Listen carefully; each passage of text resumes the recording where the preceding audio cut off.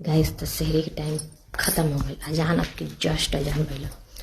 अजान होते ना कह हमर अम्मी के नमाज पढ़ते ना कह एक बार नागा ना करली लेट जुरन के नमाज पढ़ चल जाली तो कल किताब पढ़ा तो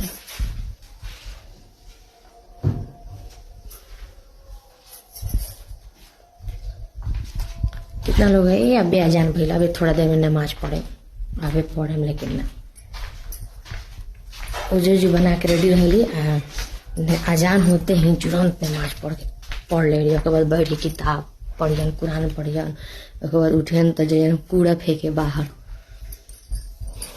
हमने अस्कतानी यानी ये अभी पढ़े लिए हमारी अम्मी ना अस्कताली अभी मस्जिद में लोगों ने के पहुंचल ताले अम्मी ने नमाज शुरू कर दिली।